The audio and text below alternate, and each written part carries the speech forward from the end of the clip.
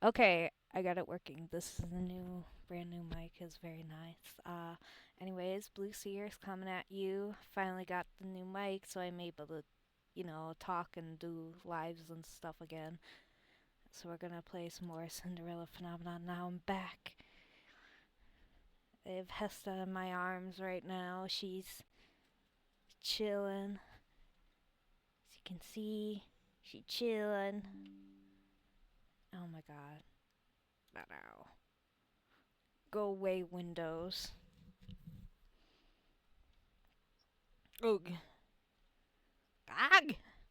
Girl.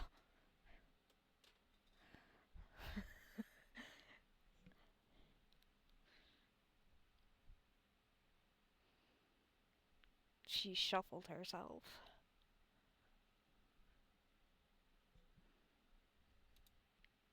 But yeah, as you can see in the corner, I finally got a bed, thank God.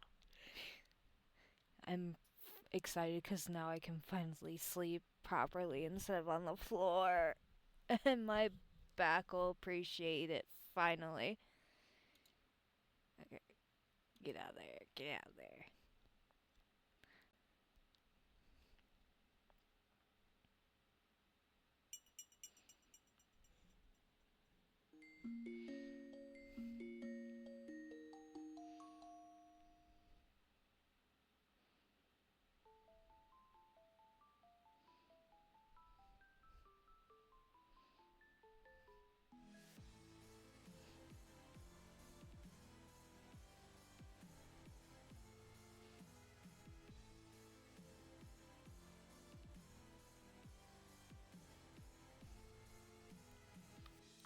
Princess lives in a monochrome world, broken from the sight through her lonely eyes. It reflects the ocean and stars, but her cry echoes around the simple loss of love in her heart, making this whole fairy tale of life and sorrow's tender embrace. This was never meant to happen.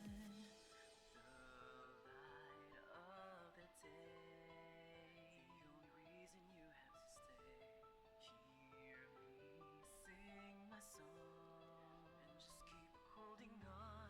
Cinderella, why don't you stay with me tonight? We will dance until midnight comes and we could run away. Oh, we will never ever be apart. Set aside all your fears, this magic lives inside of us. I am here, would you wanna stay with me tonight? Follow me, we will run across the bridge of fantasy. Oh, all the pain and sadness that you feel, believe in me, hold me close, don't ever let me go. Come and stay with me forever. Magic lives so long as I am here.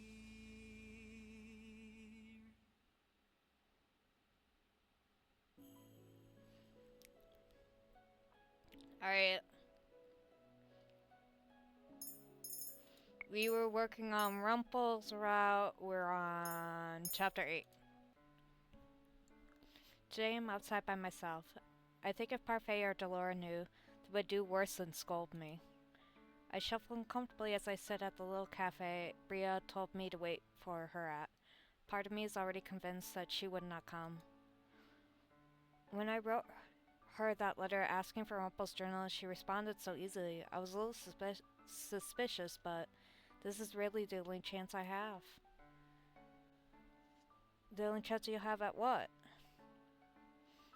Give me a second. Let me see if I can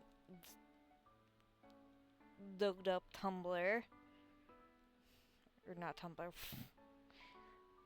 Twitch. Wrong T. Alright.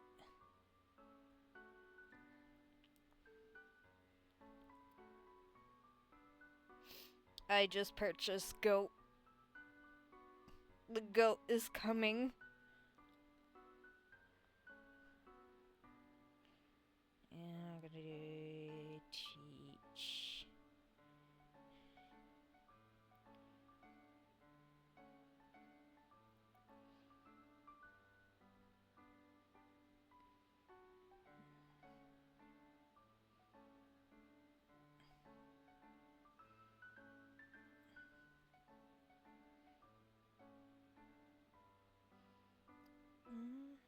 It's gonna look.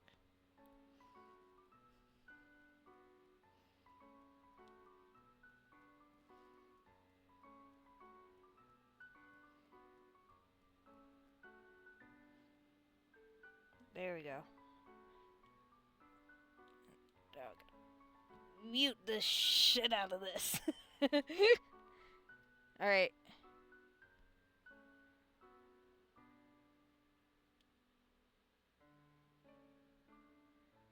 Okay, so now I can see Twitch comments.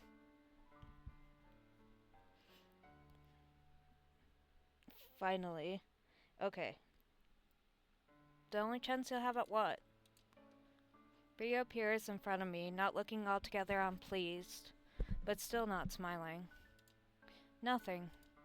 I do not like her, but I have to play nice if I want to get Rumple's journals back. Thank you for meeting me out here. Bria takes a seat in front of me, her expression still flat. You asked me in your letter why I was refusing to speak to Rumple, and then you told me you wanted to meet with me to find out why. You wanted the journals too, don't you? She reaches into a bag and pulls out a few journals I assume are Rumple's. So she does have them. I know in your eyes I must seem the villain, but I'm not the only one at fault in this relationship. Years ago when I met Rumple, he was as he is now. Flirtatious, charming, over the top, and yet his compliments still made my heart sore. His compliments may be shallow, but Rumple is far from it. I pined after him for years. He was learning medicine. I was studying to take over my mother's sewing shop. In the first years that I knew him, Rumple always complimented my work, even though it was nothing special. He insisted we do trade-offs. When we started dating, he would offer me flowers and trinkets. In exchange, I would sell him some article of clothing. So the fashion sense he has now is because of her. I can see he's still wearing the scarf that I made him. That scarf was from Bria. We fell in love. Rumple and became a changed man, more serious. He became a doctor, and I opened up a shop. We were supposed to have a fairy tale ending, but her expression falls again as she looks absently down at the table. We saw in each other's ideals that didn't exist. Love can be shallow, or it can be deep. I felt our love was deep, but in truth I only knew the very surface of Rumple. The surface. I saw his kindness, his charm, and his drive to do what was right. But then as time went on, I also saw what that meant. The world is a place where only the strong survive. People are kind, but they will take advantage of those who are too caring. Those sound like Mother's words. I shudder as I think about Mother's pessimism, the same kind that lies in me. It is a realistic way of looking at the world, but is also so dismal and cloudy that it is impossible to see any kind of light within it. Rumple helped a lot of people. Many of them were wonderful people. I was always happy to see him do so much. But then he started putting other people above himself. Because we lived together, that meant me as well. Maybe it sounds petty to you, but no one wants to live in poverty.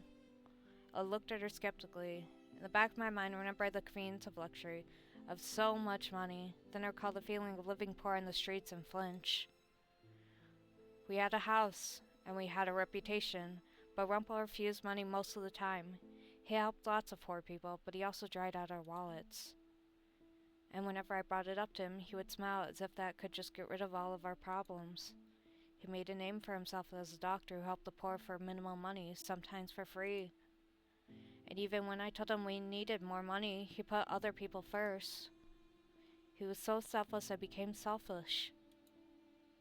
And I told him before that he should have accepted money, that he needed it. So selfless, he became selfish. I had to go behind his back and find payment. What I was making wasn't enough.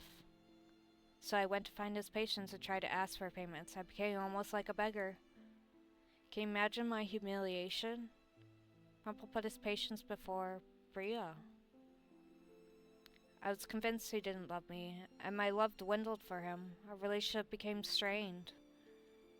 Bria goes on to explain the events that happened between her and the nobleman. He was one of Rumple's patients. When she went to him to ask for money they originally offered, the two of them became intimate. But it was short-lived, and when the nobleman left her behind, Bria had to deal with his soured reputation. I wanted to make it up to Rumple. I thought I could salvage this relationship, maybe even start over and teach him what was right, but that is not my place. She sighs deeply and gestures at me. I share blame in all of this too, but so does Rumple. That's why I've decided to let this all go. Whatever he does now, you'll have to deal with, because you're in his partner, right? Damn. So she did it all because they needed money. Bria hands me a bag of journals. Don't look so surprised. You came here for these, not to listen to me. I thought it on it last night, and I have no reason to keep them around when they'll just continue making me bitter. I have to lie on myself for a while. But that's fine. Sometimes it's easier to keep to yourself than to trust others. She moves to stand up, but I surprise myself by reaching out to grab her hand. Bria, I don't need your pity. I thought the same thing. What? I still think the same thing. It is so much easier to close the world off. It is so much easier to trust no one but yourself, but it should also be a balance. That is what Rumple has taught me. I want to teach him how to have balance too. You. You're falling for his kindness the same way I did. You fell in love with him even though you told yourself he was shallow and unrealistic. My heart thumps once loudly in my chest. Love. I can read it right off your face. I know how it feels too, but don't get wrapped up in an ideal, little girl. That is my warning. If you can help him, actually help him, then you're meant to be together. But otherwise, trusting Rumple might only break your heart. I'm not a little girl. I know how to be realistic. My words trail off as I look at her helplessly. Bria surprised me by speaking up quietly. Thank you for listening to me. She pulls her hand away and slowly smiles at me. It's the first honest smile I've seen on her face. I feel something warm at my chest, then a bright light emanates from my necklace. A good deed? For listening to Bria, or? I glance down at the bag of journals, then down at my necklace. I touch the pendant. The new piece brings a brief smile to my lips. I have 2 good deeds now. Only one more and I can break my curse. Magic. Is this another fairy tale curse? Yes. Your name was Blue, wasn't it? Rumple talked about you fondly. I hope that the both of you break your curses. Good luck. Bria walks away, leaving me by myself in the town square. My mind swirls with everything that she just told me. I still cannot bring myself to like Bria, but I feel more closure now. But now something new plagues my mind. How could I fall in love with someone like Rumple? The more I say it, the more it becomes a certainty. Rather than fill me with joy, it only makes me more confused. I cannot think about this now. I turn on my heels to head back and bump promptly into a man. You! You! I'm so mad at you about karma. I'm mad at you. I am so mad at him. Oh. Oh god. Asta. She crawled out of my lap to go sit on the actual, God, what is it? Desk? And ended up pressing a button that did that. But I'm still mad at him about him making me kill Karma in the bad route. Oh, sorry, madam. He smiles at me and then keeps walking. I stare after him, feeling slightly uncomfortable. With a mask and cloak, that man reminded me of a performer. I make my way back to the marchand with a bag of journals, still struggling to keep my mind from wandering. Every time I think about Rumple not being so close to me, or his kindness towards me, I feel jittery inside. Despite everything that Bria had said, I cannot stop these feelings. These feelings are annoying. Yet, even as I think that, I know it's not the full truth. Do I really? I hear the merchant's door opening and out steps Waltz. The minute he sees me, his eyes widen as he runs towards me. Princess, where were you? I was running an errand. I held up the bag just a little to ease Walt's frustrations. We were all looking for you, and we got worried that the witches had found you. Rumple already went out into town. What? I'll go. Please, Princess, stay inside. The expression softened somewhat until all I can see on his face is worry. I'll go get Rumple. Whoops. My mood feels completely dashed as I enter the merchant and whispers both relieved and disappointed. Surprisingly, I get away with just a lecture from Dolor and Parfait. It seems as if there is something else on their mind, something that most likely involves the rumors circulating around town. I wait downstairs for a long time for Rumple, but neither him nor Waltz appears. Where are they? I retire to my room later as I wait for news. Waltz eventually returns, saying that Rumple is still out because he had things he wanted to do. I have no idea what that means, but it unsettles me. Should I go find him?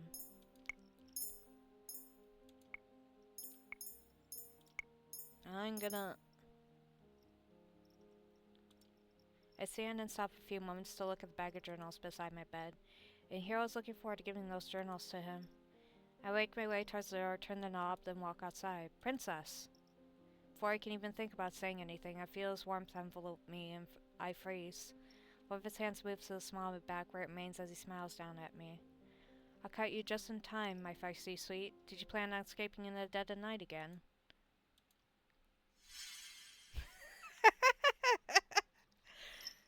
Have my words abandoned you in the wake of my dramatic appearance? I hurriedly pry myself away with a little gasp. A few steps back, I can see him in full and notice the bouquet he carries. I'm glad to see you back, Princess. I'm only sorry that I couldn't make it back here any faster. I had a few errands of my own to run in town. Rumple holds out the bouquet with a glittering smile. Like buying these flowers for the girl that I really like, for instance. And there's the answer. I stare down at the beautiful bouquet made up of white lilies. But the appearance slowly leaves my mind as I think of what Rumple just said. He bought them for a girl he likes, not for me. My heart feels as if it might be pierced through with something sharp. My breath escapes my throat, but I cannot bring myself to inhale again.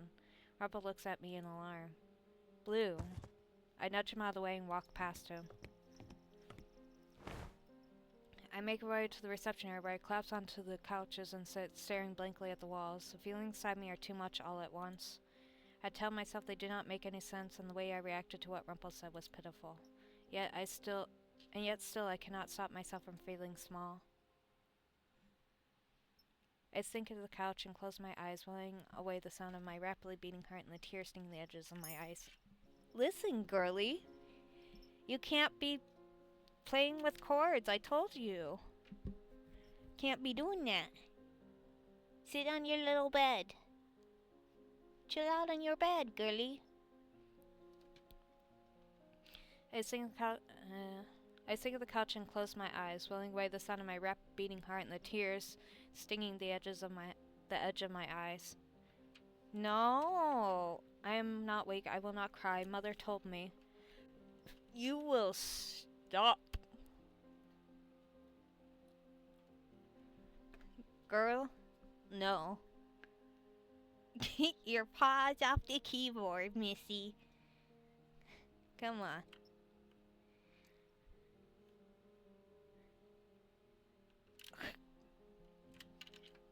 Oh my god. Hold on, guys. I'm not weak. I will not cry. Mother told me. But the thought of Mother makes the tears worse, and soon I am sinking even further into the couch, trying to hide my tear-stained face in my hands. Yeah, what? Hi. Yes? Yes? Yes, Missy? Mother. Brio. They both said the same things. They both see the bad in people, and I too have seen the bad in them. When I was on the streets, no one in jail showed me kindness. People will never show you kindness unless there is something in it for them. They will never. I feel some warmth as arms wrap around me. I recognize the sensation, the warmth, the comfort. It's all so comforting, so soothing. Oh my god. This is not. You could just say sorry like a normal person, you know? I must be the worst person in the world to make such a beautiful lady cry as the sin that I must atone for. My body stiffens, but I do not pull away. As the sound of his heartbeat against my ear, and slowly but surely my crying dies away. My eyes are sore by the time I finally manage to still the tears. I feel drowsiness descend upon me like a blanket, but I will not fall asleep. Slowly I pride myself in the arms holding me. Hello, my love. I messed up again, didn't I? I did not see the bouquet in his hands, but a journal. One of the journals I brought back for him from Bria. Are capable of a lot more good than I am, Princess. Just look at this. He reaches out and touches my necklace. I glance down at it.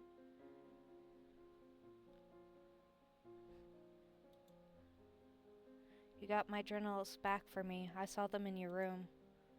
And I feel it, that this one, the most recently dated one, is the one that I need to unlock my final memory. I grasp the second incomplete glass slip around my neck and breathe out softly. Then this is really then this really is from retrieving Rumple's journals for him. I got a good deed for finally doing something good for Rumple. Would you allow me to read it with you? Reaches out and gently brushes a tear from my face. You did all this for me, and you barely know anything about me. That makes both of us. If you wouldn't mind, I want to read out this entry for you. I nod even though I should be shaking my head. Even though I should still be hurting, I cannot stay mad at Rumple. On this night, I am a poor man. Everything that is precious to me has been stolen away by the witch. Rumple's voice catches his throat and he stares at the words. I look over his shoulder at the journal. Witch, was he already cursed when he wrote this? But I have no one to blame but myself. Bria told me before that I would suffer from my selflessness, and so now I find myself here. And now, because of that same selflessness, Bria is sick, and I cannot save her. Oh, go ahead. Girly, I need my arms to play.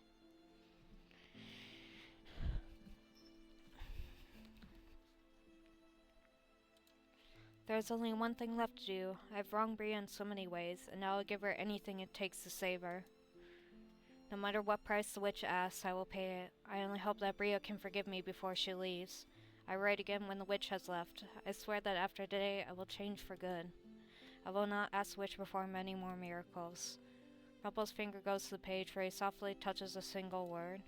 His eyes have the glazed look in them, and they have before, and I can tell his memories are snapping back together. For tonight, good night, and may tomorrow be a better morning. Read the last words, a name and a signature. Rumple reads out loud slowly. Chevalier Dumont. Your name is Chevalier? He looks up at me, his eyes forlorn, then with sadness he speaks. That's right. It is so strange. It is just a different name, yet it seems to change him completely. No, listen, you can't be playing with wires, Missy. It's not okay. I have a lot of wires because I have a lot of things that I need charging. Okay? I remember everything now. I was given the Rumpelstiltskin curse because I sacrificed too much. First, it was the boy, the one we saw in the market. I struck a deal with a woman to save him. A witch. He mentioned striking a deal with a woman, but a witch?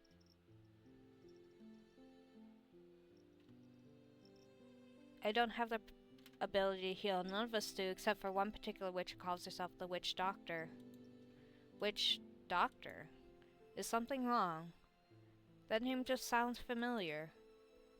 The Witch Doctor. It's no wonder I recognize the name, but yes, it was her.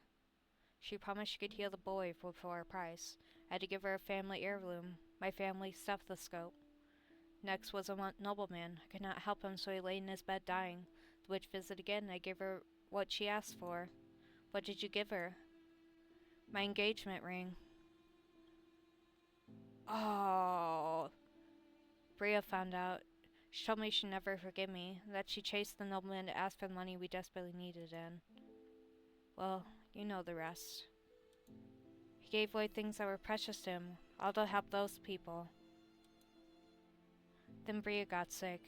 I made one last deal with the witch because I was desperate to save her life. It wasn't until after she healed Bria that she told me what she wanted. She wanted your memories. I don't remember what exactly. I don't remember what happened exactly. I think I panicked because I suddenly lost my memories. I ran out into the alleys, bumped my head on something, fell unconscious, and then I woke up here in the tavern, and I had no idea who I was or how I'd gotten cursed. Rumple, Chevalier's expression grows more somber. I deserved to be cursed after everything I had done. I was so selfish, an idealist maybe, but I hurt Bria because I refused to see reality. I still deserve to be cursed, actually. But why? Because I'm still selfish. Even even having remembered everything that made me a bad person, I still desire something. Something I shouldn't have. My heart plummets again as he looks at me. I still want so badly to forge a future with someone I don't deserve. 'Cause what am I other than a poor doctor? I'm no knight in shining armor, and I'm no prince. He puts a hand on my cheek and leans closer to me. The distance between us closes in mere seconds. But still, I keep on dreaming because His fingers gently caress my cheek, and suddenly I know. I know what he's going to say before he even says it. Oh my god.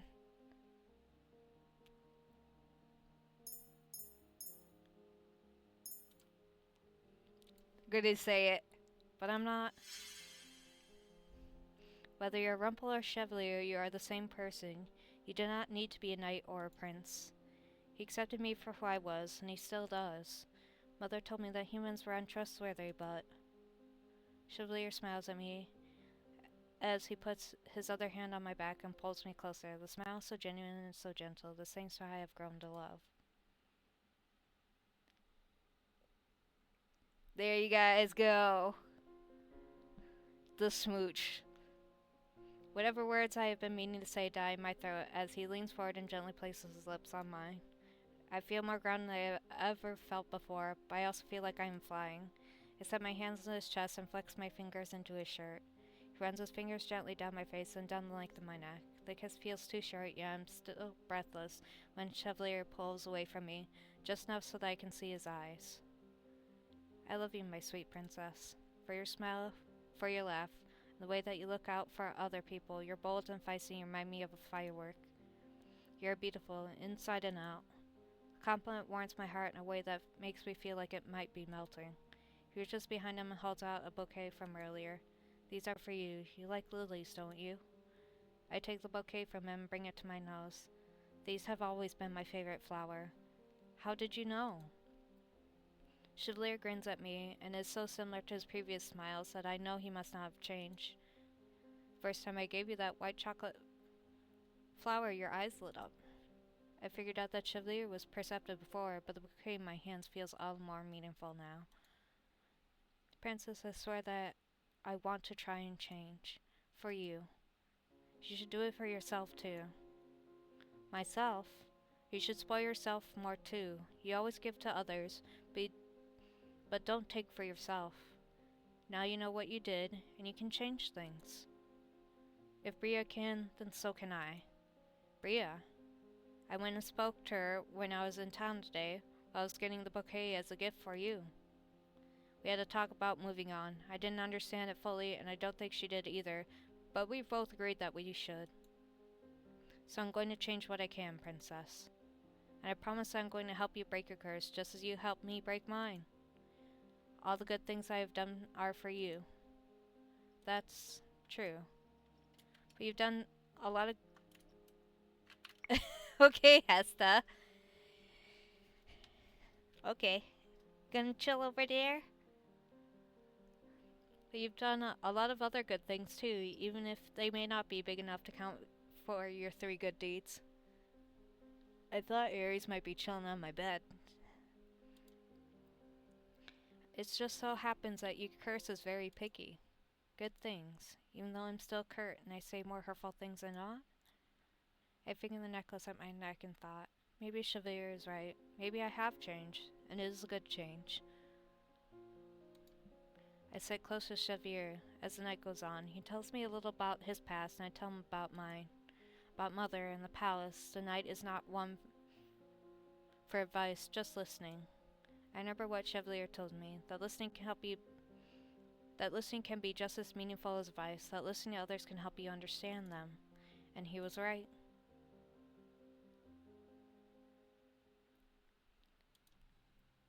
Princess, are you okay? Oh, if it isn't the princess. Are those dark circles under your eyes from a romantic night out? Karma already fucking knows. You're out with someone last night? No, they are from being woken up early by Delora to do chores. Delora grins at me from the other side of the bar, but says nothing as she goes back to a conversation with another warder. Darling, you're no fun at all. You must tell me what happened last night. Last night? Did you like the bouquet? How did you know about the bouquet? Why, because it was my suggestion. When Schliver was asking Karma for advice, it was about me. Look at the way she smiled, Anise. Last night must have gone well. I'm confused. What happened last night? I'm going to get Rumple to give me all the juicy details when he comes downstairs. That is Chevalier to you. Chevalier appears behind Karma, still smiling. He seems a lot calmer today than usual.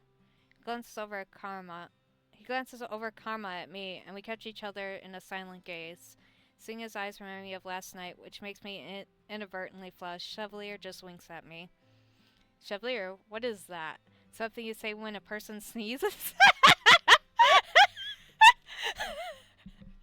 Fucking goddamn, Karma. No, that's his name, Rumple. That is, Chevalier broke his curse yesterday. There's a stunned silence from everyone in the immediate area. Even Delora walks over to us. What's this about a broken curse? Was it you, Rumple? He's going to make something that sounds like a fancy cake. Parfait seems to be bursting with excitement.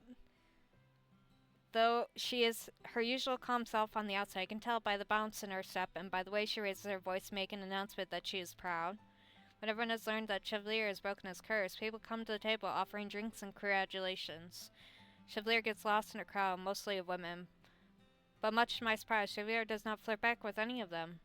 And then, in between our celebrations for Chevalier, the front door to the marchant opens and Waltz rushes inside.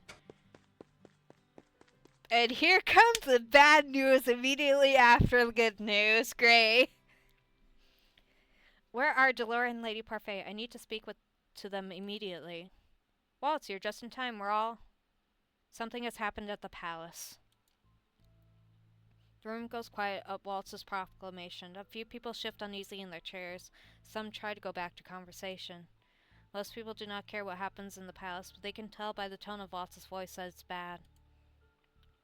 What happened at the palace? An uprising. What? A coup staged by witches. Witches have taken over the palace. The information is so sudden it makes me dizzy. I reach out to grab the table and my hand lands on the wood before I can slip. Witches have taken over the palace. An army of them.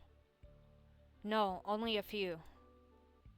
Julian strides across the room, followed quickly by Garland. What's this about witches taking over? We have some of the best knights at the palace. There's no way witches could break in under the palace guard. Unless they had someone inside helping them.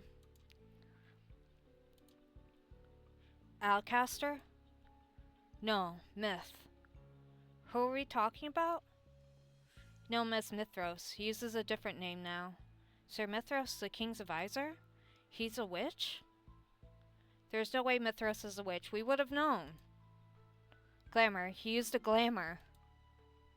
Everything Waltz says suddenly gets swallowed up in questions. Julian and Garland ask question after question while others start surrounding Waltz asking what has happened to the king and his children. I try to step closer to listen, but I cannot hear over the frantic voices in the room. Oop. Sir Mithros, I never trusted him, but I never thought he would be a witch. The room only quiets down when Delora and Parfait come to punctuate the conversation with their own demands for everyone to give Walt space.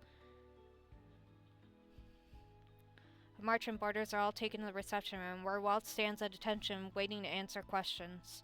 He explains that he was looking into a rumor about Sir Mithras from only a few days ago, when he found out about the witches' uprising. It was a surprise attack orchestrated by Mithras, who led the witches in through a secret entrance to the palace. Oh shit, so this time it's not Alcaster but Mithras. Alcaster was killed during the uprising. Many knights were injured and are currently being tended to in clinics and hospitals around the town.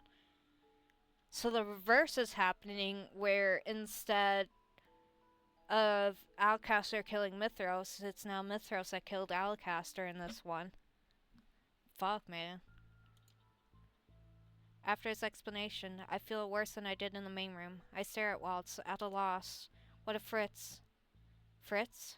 Sir Alcaster's son. Fitzgerald. He was my personal knight. If Sir Alcaster was killed during the uprising, where did that put Fritz? Was he working with Sir Alcaster or with Sir Mithras? Did he escape? I'm sorry, Princess, I haven't heard anything about a knight named Fitzgerald. Was he killed? Thought makes my heart plummet. No, Fritz could not possibly be dead. I have to believe that he is still alive. I feel Chevalier's hand on my shoulder briefly before it slides off. Are any of the king's knights remaining in the palace? If they are, then they've either been forced to turn against the king or they've been killed. Is Mithras sitting on the throne? No, he has usurped the king but hasn't taken his throne. Waltz turns to me and expression softens. Princess, feel free to ask me whatever you want. I'm sorry I didn't answer all of your questions earlier. I have so many questions, suppose I'll ask them one at a time. So much is going on. What's happened to the king and the others? I'm not sure. From what I've heard, the kingdom's family, your family, are still alive. I never cared for any of my step family, but hearing that they are okay is still a relief. Mithras may be keeping them prisoner for now. What is the glamour that Sir Mithras used? Laura steps in to answer the question. A glamour is a high level of magic used to conceal one's identity, keeps even other witches from sensing you.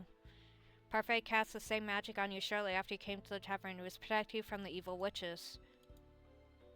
A glamour can only be conjured by the powerful witches. It sounds as if this witch has been using glamour to hide himself from others. Do you know Mithras? It was a long time ago. We both shared the same teacher. Wait. Waltz, are you a witch? Yeah. He smiles at me, but is weak and does not reach his eyes.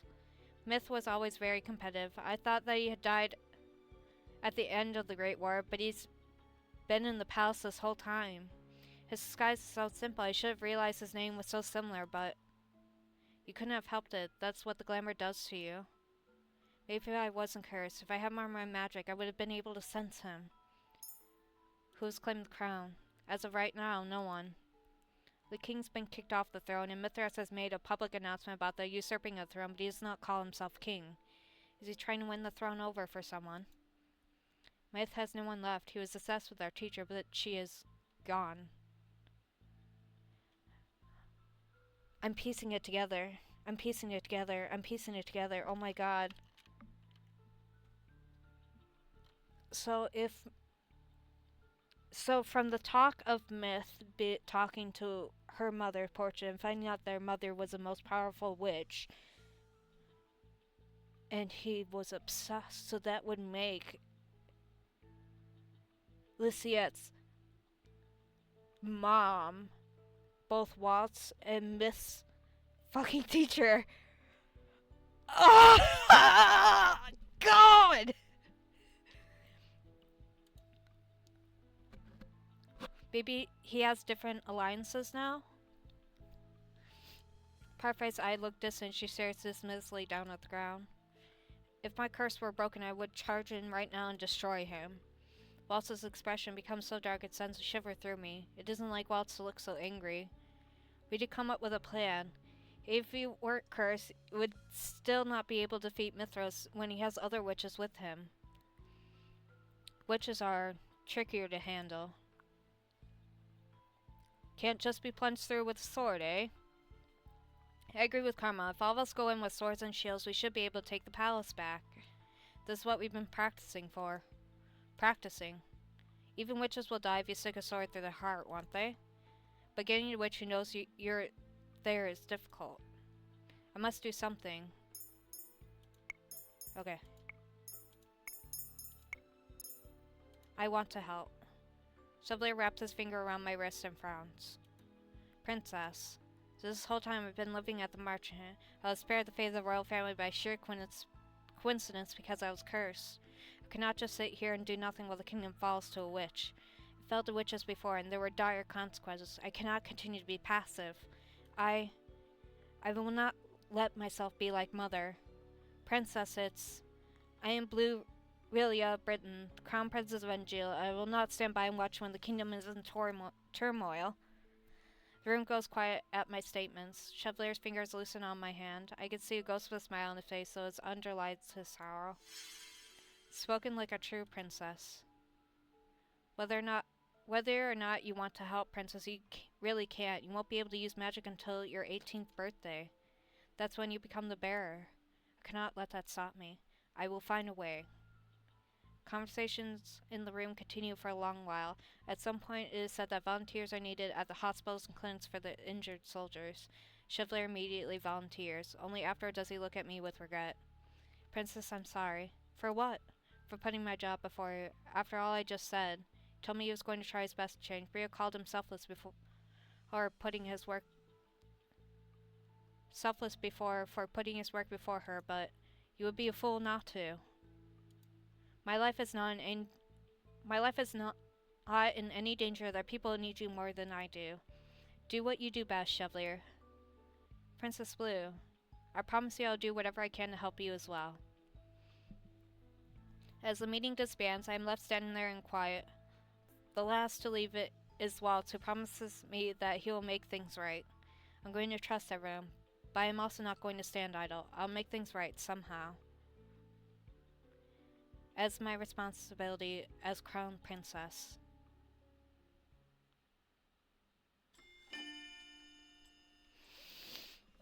Oh boy! 1 second.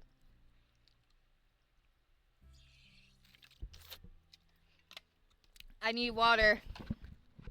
This is a lot, but it's all coming down, gang. Another long night. 2 of us are on our way back to the Marchand after visiting a clinic in town. We were there for hours, and it's a relief to be out in the open where I can feel the wind on my skin. Are you okay, Princess? I know that what you saw must have been difficult. I'm sorry I couldn't shield you for the majority of it. Excuse me. I've volunteered to help Chevalier at the clinic part-time, but it's worse than I expected. Many of the soldiers had severe wounds. I had thought most of the injuries sustained by the knights during the upheaval were only minor, but I was wrong. Their injuries are much worse. Princess. He reaches out and laces his fingers through mine. That gives me a soft smile as he squeezes my hand. Are you okay? I am fine. It's only been 1 day since the uprising of the palace. I had thought there would be less blood. I was wrong. Is this what things were like after the Great War?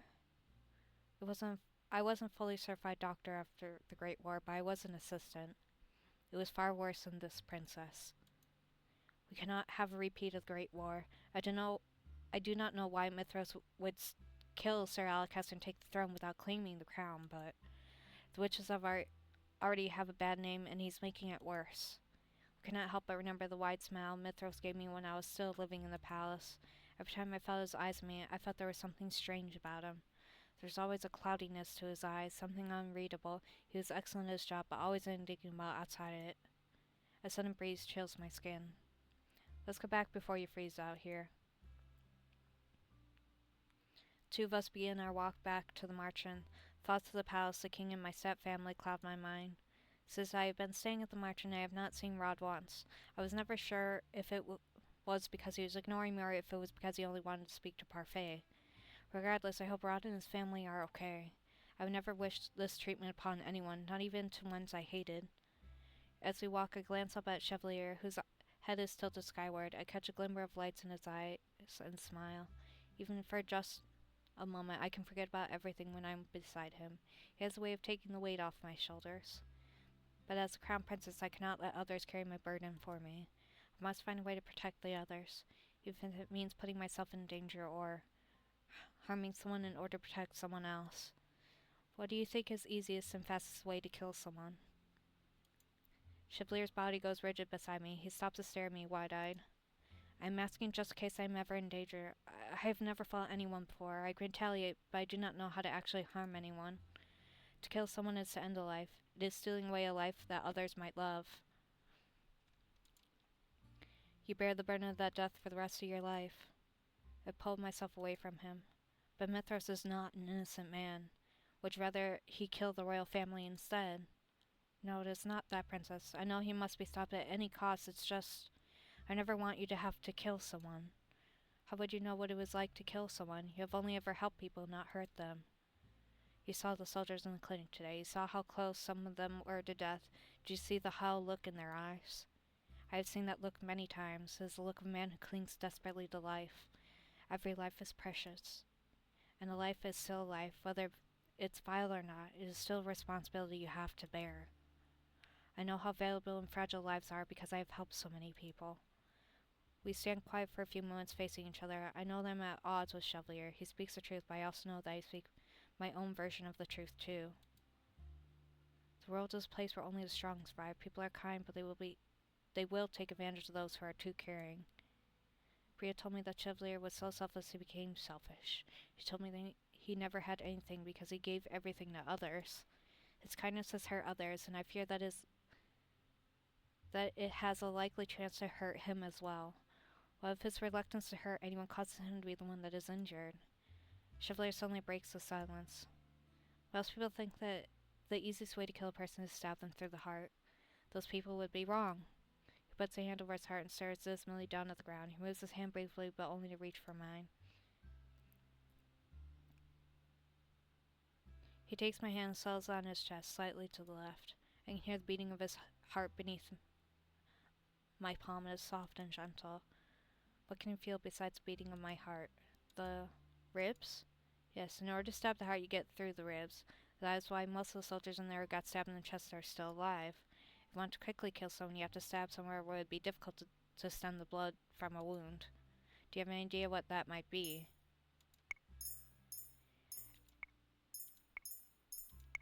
Uh, Honestly, the neck, yes. The abdomen is also yes, because that's hard. Skin on the neck is thinner, and you have lots of blood flow underneath the skin, going right to your head. It will most likely be the easier to slice or pierce something more vulnerable in the neck without running into as much resistance. Chevalier raises an eyebrow. um, no. Unfortunately, I've had real life training for stuff like that, not by my choice. But when I was learning sword fighting, I had to learn stuff like that. So, yeah. Did you happen to pick that up around the clinic? No, I simply guessed. Then you have a bright mind, princess. Chevalier moves my hand to the side of his neck. My fingers curl slightly when I feel his heartbeat reverberate beneath my fingers. This part is where you can find the jugular vein of the carotid artery. He runs my fingers down the length of it, and I shudder. A mischievous smile brightens his face. Not only does cutting at the neck stop blood from going to the head, but also makes it spurt. If both the vein and the artery are cut, it only takes a minute to bleed to death. Thus, one of the best ways to kill a person would be through the neck. Why are you telling me all this now? I was just enlightening new people with an anatomy lesson. You asked me a question, I responded as a teacher. Chevalier's fingers loosen on my hand. I grasp his hand tighter in response. Princess, I don't want you to have to bear the burden of a murder. I promise I'll protect you, so you don't have to defend yourself with violence. I can't use sword or magic, and I don't know how to fight, but I will always be there to protect you. I may not have an abundance of muscles beneath these sleeves, but I am a doctor. No one knows the body better than I, so though it may not be heroic, I know how to hurt a person. His sincere expression, though pained, tells me that he is telling the truth. I do not want Chevalier to hurt a person either. It would destroy everything he has worked towards as a doctor. He has seen so much suffering, and always seems untouched by it. I will do anything I can to protect his positivity.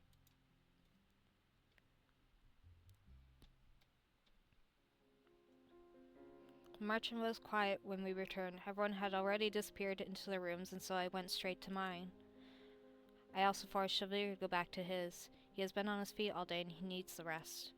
I plopped down onto my bed as soon as we returned home. I glanced briefly to the side where Chevalier's bouquet is in the vase Parfait had given to me. Who is it? Parfait, come in. You've returned. Parfait looked paler than normal. I realized with a start that Chevalier did not tend to her at all today. Don't look at me like that. I'm fine. How were the soldiers at the clinic? Not good. Many of them have been gravely wounded. Some say they remembered magic. Others say they do not remember anything at all. A shadow falls over Parfait's expression as she sighs. So the circumstances are dire than we thought. It's a good thing that Chevalier is there to lend a helping hand. Did you all manage to come up with a plan? It's proving more difficult than we anticipated. Delora and I are willing to put ourselves in danger. Waltz is too because he can use magic to a certain extent. Knights and Karma have their blades. But Chevalier, I do not want to involve him in this. Because you're worried about him. Of course I am. You've grown, Princess. You remind me of a younger Hildir. Back then, Hildir was both calm and resilient. One moment she could be smiling ear to ear, the next she'd be stricken and unmovable as cold as ice. The two of us were like sisters. We did so much together. We learned together, explored the kingdom together. I could say with all certainty that we were the best of friends. And then the fairy tales happened. When Hildir killed the first human, she was corrupted. Her darkness swallowed her whole. I do not remember a time before Mother was corrupted, so I cannot imagine the woman Parfait describes. I know that old Hildir would have wanted to show you the beauty in things, Princess. She would not want you to suffer. I'm so sorry you became so embroiled in things. It was inevitable. If Delora hadn't cursed me, then I would still be in the palace. I'd be just as helpless as everyone else. So while I'm out here, I have the responsibility to help everyone. I touched the incomplete glass slipper at my neck, so I still haven't even done 3 good deeds. Do not look so sad. You will complete your 3 good deeds and things will go back to normal. And of course you'll still have friends here when you return. And come to your 18th birthday, Delora and I will teach you about magic. Waltz is eager to help too. But for now, our top priority is the plan. Rest easy, Princess. Things will work out. It is hard to believe that this problem could be so easily solved, but I will try to believe. When Parfait leaves, I am left to my own thoughts. I hope everyone at the palace is okay and that they can hold on until we come up with our plan, but I feel like we are already running out of time.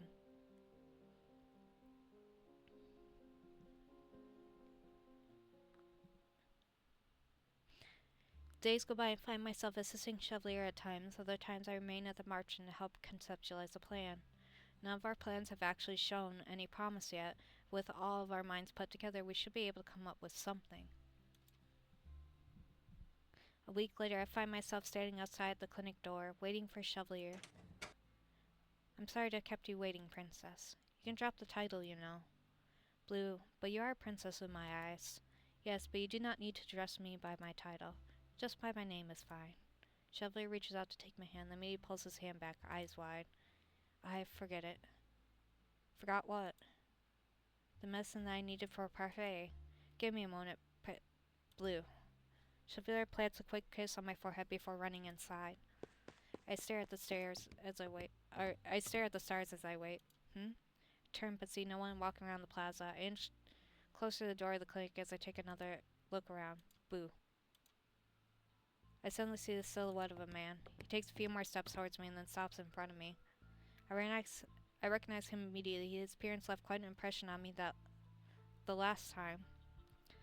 Out at night by yourself? Certainly no, that Will's probably streets at night. What do you want? I take a step back, press myself to the door. I reach for the door handle. The man reaches out to grab my wrist, holding it to the door. I'd say my answer to that question is complicated, Princess. By expression on your face, I must have hit a nail right on the head, eh? You are the princess. How do you know who I am? That is part of the mystery, isn't it? I attempt to wrestle my wrist out of his fingers. Come with me quietly and you won't get hurt. Okay, I refuse to go anywhere with him. I open my mouth to scream, but before I can even breathe, the man hand flies to my mouth. You're a disobedient one, aren't you? I struggle against his grasp. It does not take long for the grin to fall from his face. There's a a look that lacks any amusement. I enjoy seeing you struggle. I'm afraid we've been out here for too long. I bang my shoulder against the door, and a resounding creak follows my attempt. No more Mr. Nice Guy. The man opens a small valve right in front of my face. Something sweet wafts in the air, and suddenly I feel myself falling into darkness as I collapse.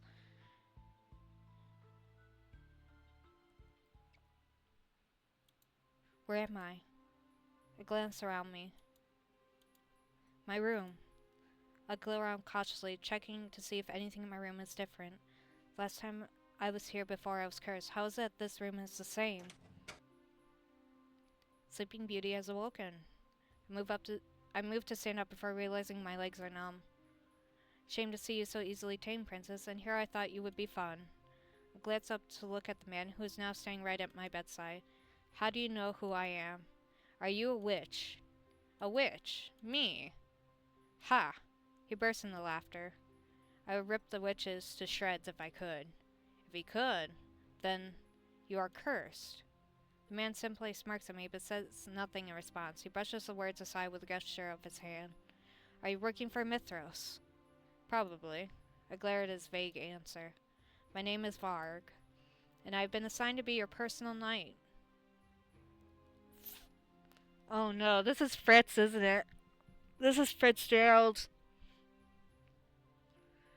Oh! This is Fitzgerald! I already have a personal knight. Oh, you mean Fritz? Hi. I got rid of him. You? No playing with the Queen's daughter, Varg. What are you doing, girlie? What is happening? What is going on with you? What you doing?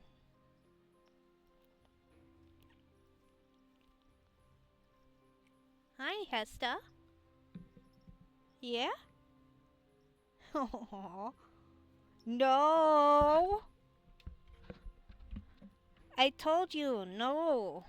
No wires. You can't chew on them. You can't chew on the wires, girly pop. You gotta leave wires alone. No.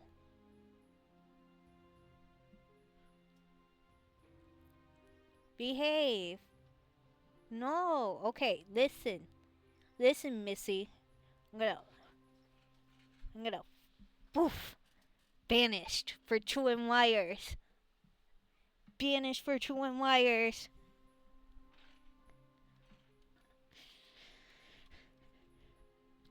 Mithras enters the room. Now he stands in the doorway, eyeing the both of us with a smile that is oddly reminiscent of his usual one that it makes me sick. Mithras. Princess, you look more and more like your mother every day, while the scar on your face is almost a perfect reflection. He moves to stand in front of me. At the same time, Varg begins to take slow and careful footsteps to the edge of my room. What have you done with everyone? Inconsequential or consequential? What? Mithra clicks his tongue impatiently. Inconsequential or consequential people? I narrow my eyes at him. I have no idea who he defines as inconsequential or consequential. Where are the king and the rest of the family? Where is Fritz? Were you the one who killed Sir Alcaster? Ah, inconsequential and consequential then. To start, your knight is gone, Princess. I replaced him with Varg here. And Alcaster, well, we had a common cause at first. We both wanted the crown. Sir Alcaster was also betraying the king. But Alcaster was a brute. He wanted to easily kill the royal family and steal the crown for himself. At first I had thought he was calm and calculating, but it turns out he was just a power-hungry fool. Though I did want to take the crown, I wanted to avoid the bloodshed of certain important people. Mithras smiled at me. It's a look that makes my blood run cold. So I disposed of him and the rest of his knights. Oh, but don't worry, Princess. I assure you that your family is resting in their rooms, just like you are resting in yours. What? Do not worry, you will see them shortly for dinner.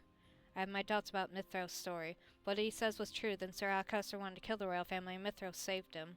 But then he decimated the knights and took the royal family hostage. Why would he do such a thing? They're prisoners then. Prisoners in their own home. Nonsense. We were all just awaiting the Queen's return together. The Queen? Slowly I feel pieces beginning to fit together. The Queen. He cannot be talking about Ophelia. Delora, do you think the witches are capable of bringing back the dead? Mother's dead. Is she really? He can bring Mother back from the dead? We can, Princess. We.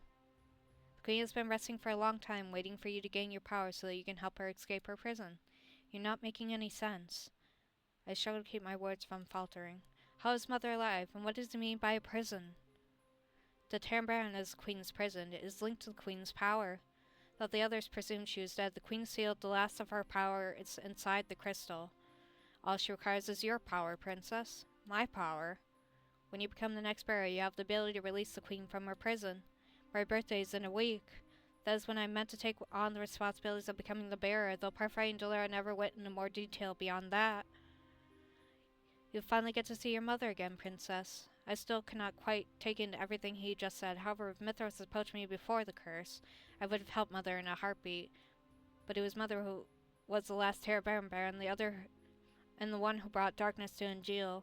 I once believed that Mother was the only person who ever loved me. Now I know that I was wrong, that she shut me in from a world that I should have known. But still, even now, I wish she was here. I take a deep breath, but I cannot afford to be selfish. I cannot put anyone else in danger. I will not help you. You don't have a choice, Princess. I have set the stage for my Queen's return. All that's left is to free her from her cage. We will speak more of this at the dining table. Mithras leaves the room, leaving me briefly with Varg. Varg smiles at me beneath his mask, then brings his index finger to the temple of his head and loops it. He mouths the word crazy. You said you would tear a witch's parts. Why do you serve Mithras? A good question. You are not going to answer me. How perceptive of you, Princess. He smirks at me before following Mithras out the door. I am once again left by myself in the room. Everything Mithras just told me swirls through my mind. My mother, alive, and he killed everyone only to take the crown and keep it for her. A shudder runs through my body. She cannot return. I spend the next hour looking around my room for things that might aid my escape. I know where everyone else's rooms are too, but I have no idea how heavily guarded they are, and I doubt I could help them. I must return to the Marchen. I test the window, but it is locked, probably with magic. I search my shelves. The dolls that used to comfort me can do nothing for me now. Last I checked my drawers, but though there are many things in them, there is nothing that looks like it to help me escape. As I am searching, I come across a box and pause to pick it up. Hey! What's that? I remember this. It was given to me by Mother with strict instructions not to open it, and always keep the key hidden. I search the drawer again for the key. The moment I begin to set the box down, I see a small golden key at the bottom of the drawer. I pick it up and am about to open the box when I stop. This is hardly a priority right now. I set the key down next to the box. I should be searching for a way to escape. Take the box with you, because I'm pretty sure that's important. I turn to see Varg's smiling face at the door. You look like a criminal who's just been caught doing something naughty, says the criminal himself. Maybe we're meant for each other. I narrow my eyes as he approaches. Behind his back, I can make out the open door. Don't even think about it. You don't want me to pounce you in the hallways, do you? That'd be unpleasant. Varg grabs my wrist. I attempt to struggle free, but he holds it tight to me. I'll be your escort to dinner tonight. I keep my head held high as Varg escorts me from the room. On the way to the dining hall, I glimpse the rest of the palace. It is mostly empty save for a few soldiers. The soldiers that do stand here have a glazed look in their eyes and look right through me. Puppets. A spell casted by Mithras. Varg does not answer. He pulls me through the hallway. So basically anyone they couldn't bend to their will through magic, they killed. So only the ones that were strong-willed were a problem. Great. I'll be back. I need more water.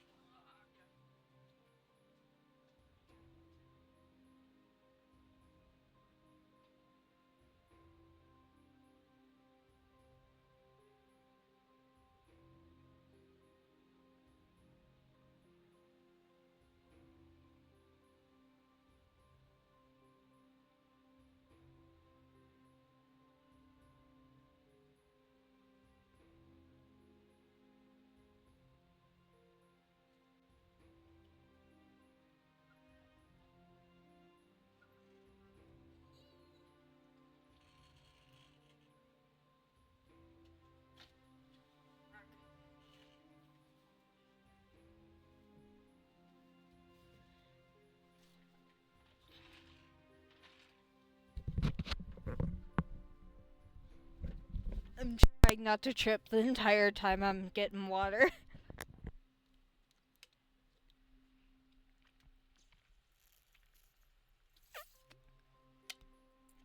What a sustenance. Soon I find myself in the dining hall. The guards usually standing by the walls are gone. Now there's only the royal family, and they seem to be unharmed. You! I can see the recognition in the king's eyes. My heart flutters as he stands, or tries to. He manages to rise, but only just barely, and notices his feet stay firmly planted where they are. Everyone's bodies look exceptionally stiff. Is this some kind of spell? You are the girl that was outside my palace months ago. Mithras, what is the meaning of this? And as the king is not at the head of the table as usual, everyone sits on the table sides except for Mithras, who is at the far end. The king's say, however, is clear. It's 'cause he sits there and wants to marry her fucking mom.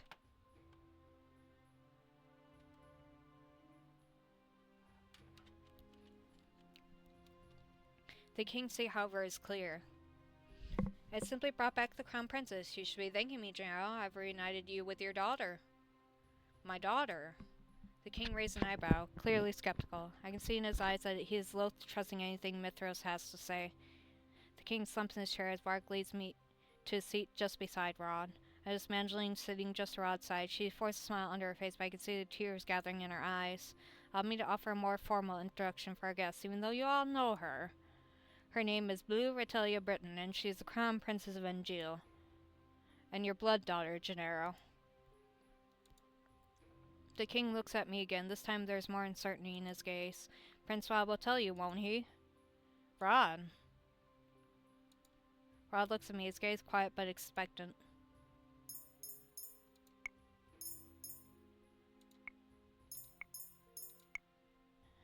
I turn the king to the rest of my staff family. There's no point in trying to convince the king of my birthright here and now. I would only confuse him more, and now is not the time or place. I glance at Mithras, who's smiling at me expectantly. Besides, Mithras must have a reason for insisting on my birthright right now. But it's likely he just means to confuse the king more. If that is the case, I will not play into such a petty scheme. My name is Blue. Thank you for your kindness that one time. Rod looks shocked. I scowl at him before turning to look at Mithras. Mithras' smile is twisted in a frown. I feel proud in seeing him caught off guard. Blue. What are you doing here? Gerald, she is undoubtedly your daughter. That is why she is in the room that you have been taking care of. What? The king's eyes widen. He looks at a loss for words. Princess, the king has been keeping your room clean and tidy for the sake of nostalgia, and he has no idea why. Magic works in interesting ways, doesn't it? I was wondering why my room was unchanged. Could it be that the king remembers me somehow? I look up at him, but he has already glanced away from me, his expression a complicated twist of confusion and helplessness. It seems that even the king does not fully understand. I turn to Mithras. It can work in both good and bad ways. Ah yes, the fairy tale curse is terrible, isn't it? I catch Varg's eyes from the side of the room. He glances away from me, and I follow his gaze to the corner of the room. I hadn't noticed them before. Now I see cloaked figures hiding in the shadows. Witches. They must be the ones holding everyone in place if they try to escape. But not all magic is terrible. Like the magic we will use to revive the queen. You're insane. Hildir is mad. You have no right to refer to her by name. A sudden chill envelopes the room. I can feel actual icicles on the table. I pull my hands away. Now, we're going to eat dinner, and we're going to enjoy it. And every day will be just like this until the queen returns. Rod glares across the table at Mithras. Why? Why would we not enjoy our dinners together? That's not what I meant. Why go through this charade every day? I stare across the table at Mithras, glaring. I already told you before I had to clear this place of traitors. Caster planned on stealing the crown, and I stole it back. But because the time of the queen's revival is so close, I have decided to keep the crown with me until I can return it to its appropriate owner. Queen Hildir is a true owner of the crown. I thought it best we all wait out her arrival together. But note this, when my queen demands it, I will kill all of you. I simply refuse to act without her orders. This time guards come into the room with food. They set it before us and we are forced to eat beneath Mithril's watchful gaze. Though I try to spot an opening in the dining hall, I can find no way out. This really is a prison. 2 days pass. I have been searching for ways out and trying to ease more answers out of Varg and Mithros. Neither of them is very forthcoming. Both enjoy speaking in riddles. Varg especially is an enigma. Whenever I try to ask him about Fritz, he smirks at me and remains silent. What, not going to try asking me any questions tonight?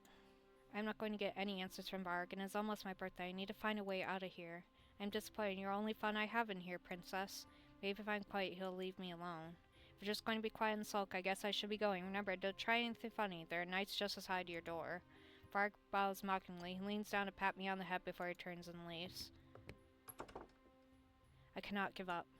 I once again begin my search throughout the room. Time is running out, and there's nothing I can do besides search for a way out. But I know if I leave the room, the knights will catch me immediately. If I had a weapon, I might stand a chance. I put my fingers to my neck, remember what Chevalier told me about. Sleep. The sound comes from outside my door. It is a woman's voice. The door opens, suddenly Chevalier and Dolor are both in my room.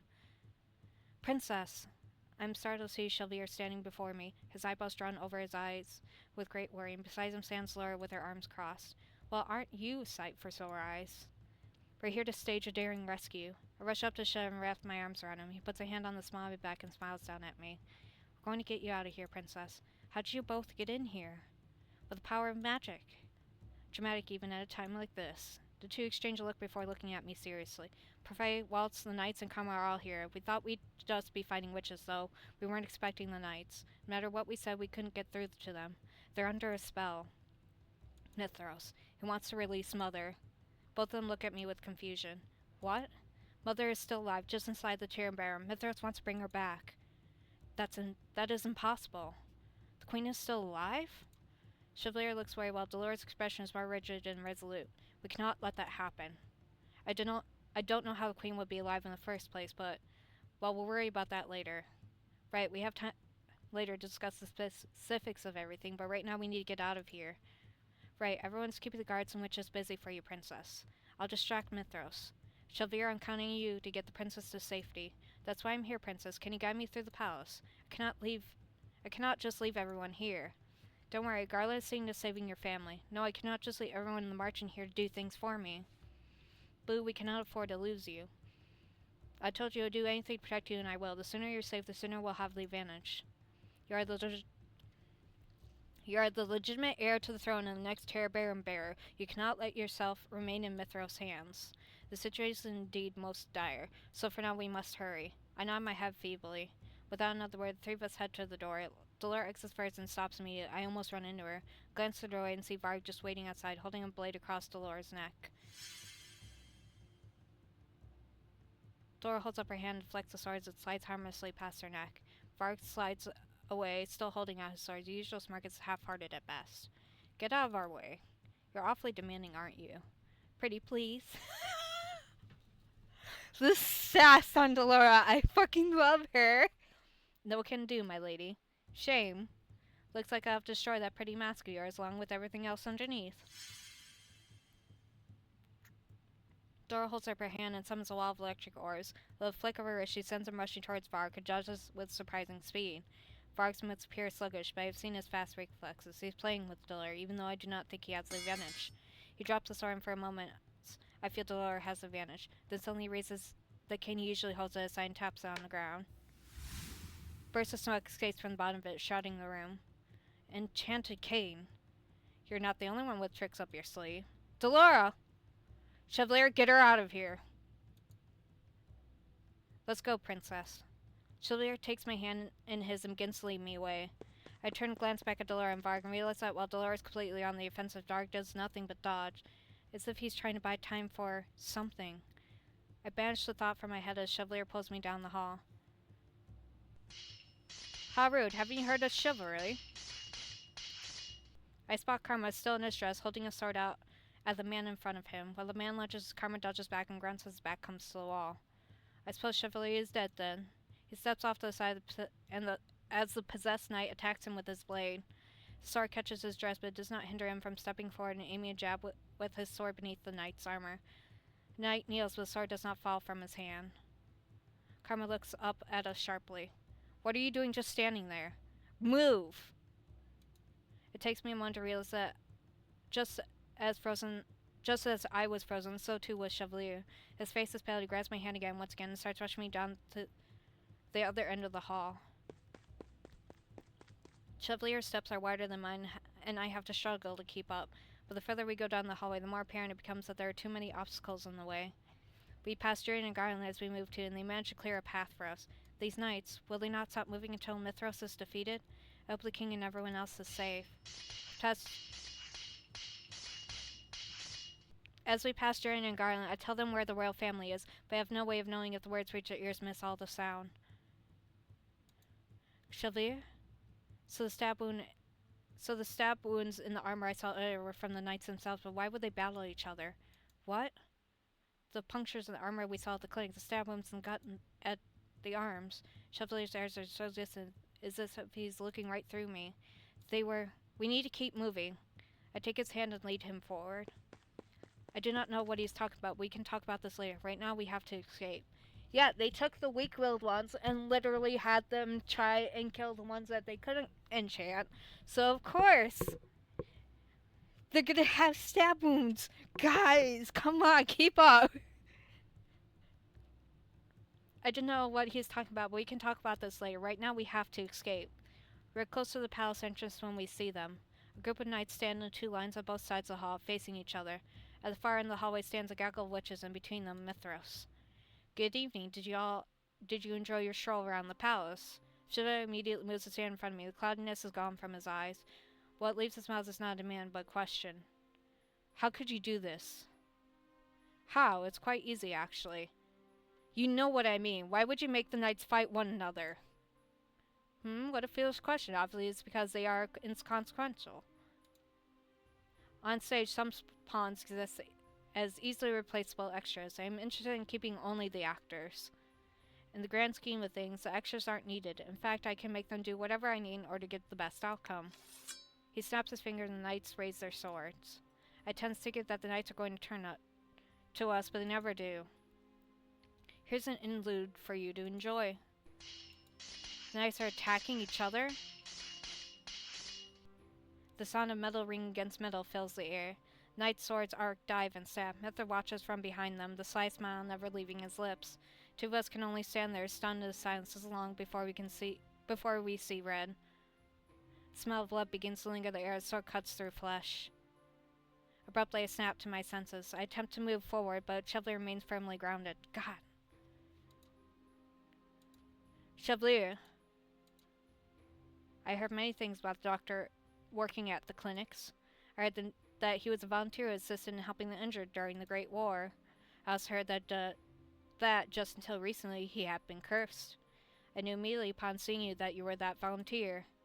I suppose it's unavoidable that you and the princess know each other, but to think you would be so close. Chevalier just stares blankly ahead. He looks almost like he's under a spell. His eyes are glazed.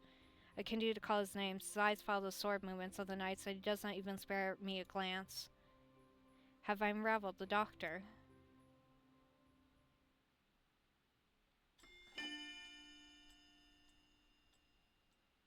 No! Chevalier, snap out of it! Just look at all these men you cannot save. All of these men dying before your eyes. Chevalier, we have to get away from here. How many people have you really saved? In the grand scheme of things, you have no talent. That is why you sought help from a witch. Mithra's voice is oddly calm and feels some sort of presence in the air that is different from normal. A knight plunges a sword through another's gut, causing him to lose his sword. Sword skitters across the floor, gleaming underneath the moonlight. Look desperate at Chevalier and realize the magic is already working its way into him. He does not see anyone except for Mithras, who is just smiling at him from behind all the knights. I slowly inch backwards, making a show of looking at Chevalier. Neither Mithras nor Chevalier seem to see me. I protect you, Chevalier. I will do whatever it takes, even if I have to kill someone. I pluck the sword from the ground and grasp it at the hilt. It feels heavy in my hands, but I ignore the weight. I rush down the hallway with the sword, weaving my way to the side so that I'm out of the way of the knights fighting each other. I look squarely at Mithras, and suddenly Chevalier's eyes flicker to me, only momentarily, but enough for me to know that he's no longer looking at Mithras in a daze. I turn back and see Chevalier rubbing his hand across his eyes. Mithra snaps his finger, and two of the fighting knights turn and rush towards me. The knights manage to back me into a corner of the wall. I hold the blade out as they bear down on me and close my eyes. My hands shake on the hilt, but I stand resolute, ready for the blow. But it does not come. Moments before the knights raise their sword and wear a breath on my cheek and beautiful violet eyes staring into my own. No! God, no! But the words ended aghast as the blade is buried deep in the Chevalier's chest. I got the bad end for this one, too! His word fades as his hands slide down on either side of me, slumps, and his head falls to my shoulder. No! A raw sound escapes my throat, and I feel the warmth leave Chevalier's body. Chevalier! I scream his name. He looks up, but his eyes do not see me. They are somewhere far away. Mithra pulls Chevalier's body down to the ground where it falls with a terrible thud. Inconsequential. I am deaf to Mithra's words. I slump down beside Chevalier, my hands reaching for his. His eyes are still open, the light in them is gone. No! Tears stream down my face. I cannot breathe. I cannot hear my heart. Everything is quiet and dark. Chevalier! The obstacle is gone. You have nothing left, princess. Mithra's reaches for me. I attempt to lift the sword, but he knocks it easily out of my hands. Are you truly the queen's daughter? The queen never cried. She was the strongest woman I knew. I cannot breathe. I cannot stifle the sobs escaping my throat. She taught me that sentimentality was nothing to value, that it would only make you weak. I assumed you knew that too, princess. But I was wrong. It'll be a good thing when the queen is back on the throne. The weak do not win. He snaps his finger and the witches congregate around me. Now we shall use you to bait the fairy, and then everyone else will fall. I will unravel this effort at its heart. He nudges Chevalier's body. I look down at Chevalier's ashen face and sob. I let the tears gather in my eyes until I cannot see anything. Nothing matters anymore.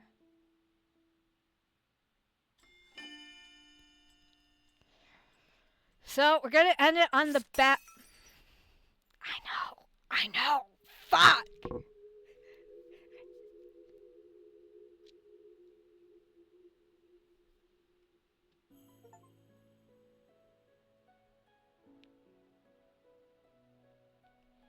Okay, next time we're doing this, we're speedrunning it, and we're getting the good end, and then we're moving on to Rod, unfortunately. I really don't want to do the stepbrother thing, please. Fucking God.